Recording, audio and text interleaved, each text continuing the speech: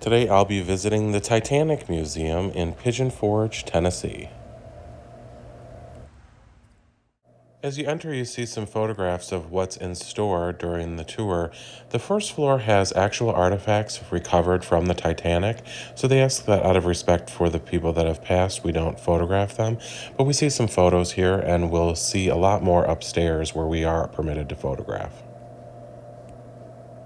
As a way to honor the memories and preserve the history and legacy of each of the passengers and crew members, as you enter the museum, everyone is handed a card with the name of an actual passenger aboard Titanic. And I received this card, which was of Charles Kennel.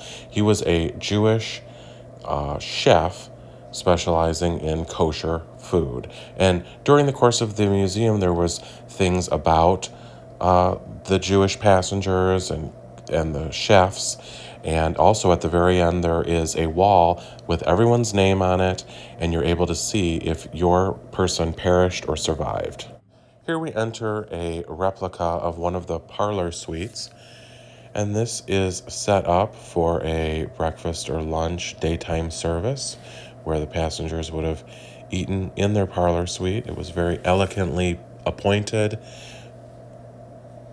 Here we see a variety of photos that were taken of the ship that show what the interior cabins looked like, as well as the public spaces and the deck. Some jewelry is displayed here that was recovered from Titanic. A gold coin necklace and bracelet, along with a gold pocket watch from a first-class passenger.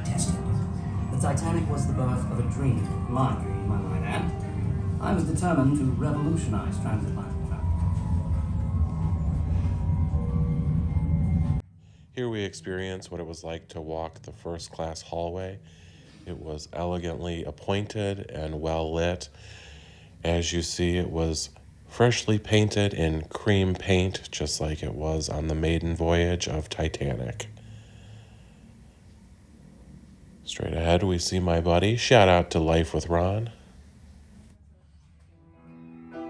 This room focused on the musicians who were performing aboard the Titanic. And we see their photos in the back, along with some information about their history and their instruments. Here we see a life jacket that was actually worn and is on display. It also shows, for some of these artifacts, what the value of these artifacts would be today. And I believe this one was $250,000.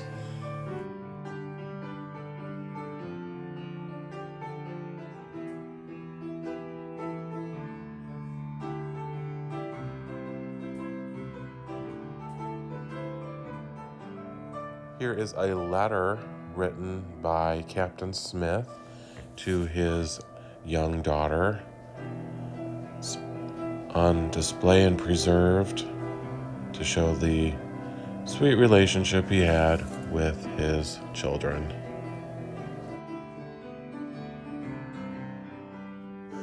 Here we see an example of the types of things some of the youngest passengers would have with them aboard. And of course, these were the first-class passengers, so we see the clothing of these children and the shoes.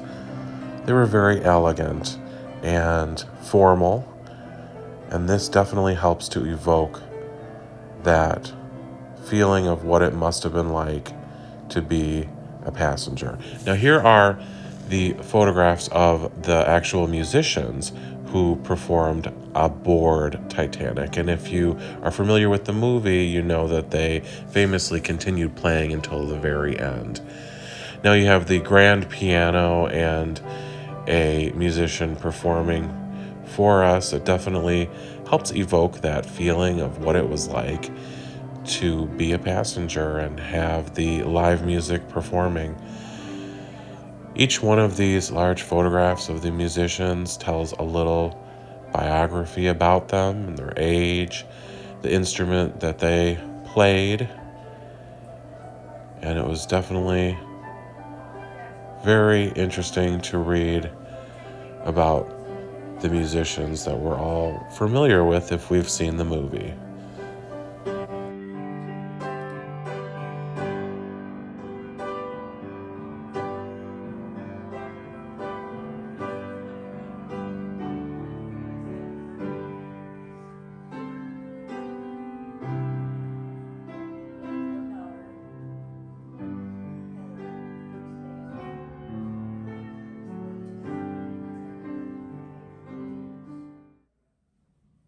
Here you enter the bridge of the ship and definitely get a feel for what it would have been like to be at the controls of Titanic.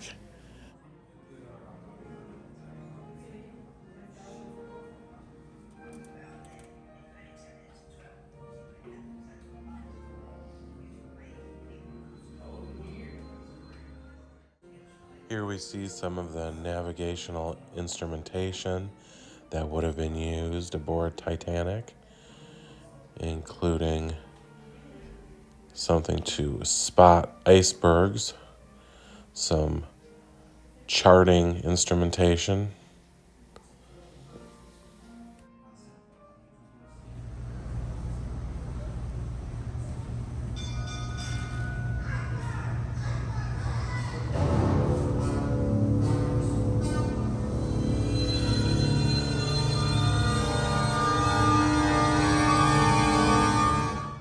One of the most memorable parts of the exhibit was actually being able to feel what the water felt like at 28 degrees when Titanic sank.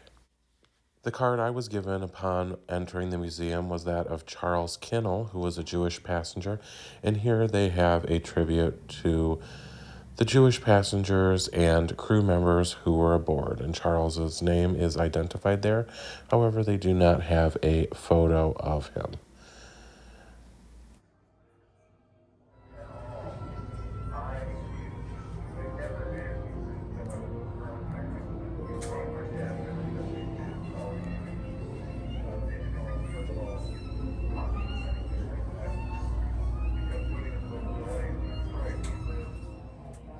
Here we see a little information about some specific passengers, and of course there was most information pertaining to the first class passengers, as they were the most prominent and wealthy.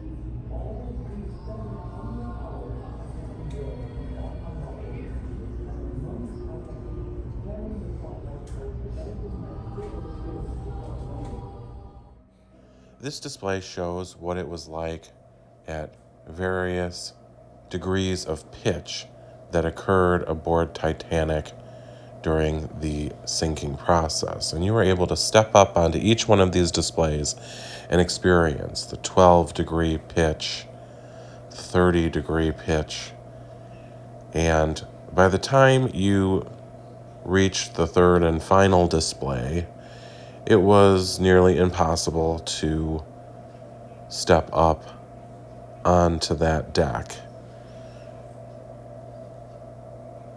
It really brought home what that feeling was like as the ship was sinking.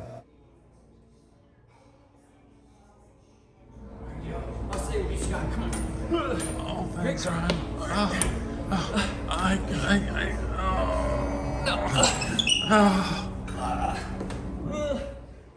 If you've seen the Titanic movie, you know the famous scene where the doors to the various hallway passages were locked with keys, and so here we see some of those keys and what those doors looked like. Here we see a trunk that was found floating in the Atlantic on display here. Here we see my buddy, Chevy Prez, trying out his hand at some Morse code, sending an SOS. You were also able to sit in a replica of a lifeboat, and each one of these benches had the story of a passenger who, in fact, was within a life raft. Lucille Carter has an interesting background if one is to believe the family story. I have been told I'm a descendant from a respected Tennessee family and relative of U.S. President James Polk. My husband and I and our 2 children are returning from a trip to England to visit other Carter relatives. The night the Titanic hit the iceberg, we were attending a dinner party by my Philadelphian friend, Eleanor Widener. Thank goodness she's in the lifeboat with me. Would we see our husbands again? And here were some of the newspaper headlines that were seen in various publications, along with photos that were taken and put in print, places like the New York Times.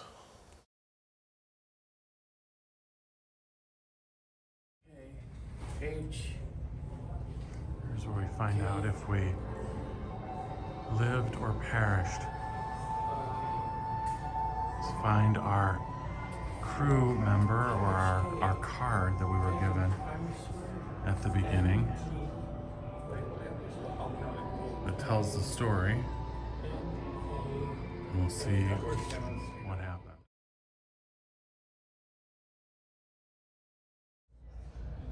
We located the names of all 3 of our people on our cards, and all 3 of us were crew members, and all 3 unfortunately perished. The last part of the museum pertains to the motion picture that was created in the late 90s called Titanic, and you have a little bit of history on the film, as well as a couple of artifacts that were a part of the movie as well.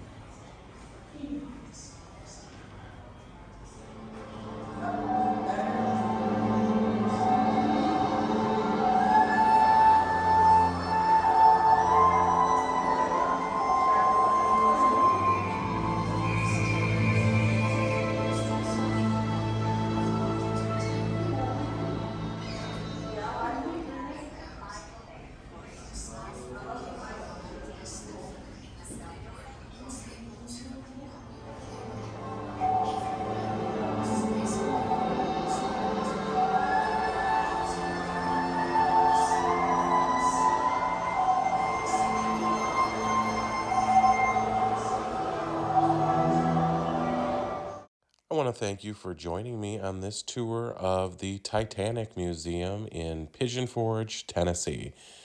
I think it was an awesome place to visit. I highly recommend it. If you're in the area, check it out. If you haven't subscribed yet, it's not too late. If you have, welcome to the family. I love you for watching.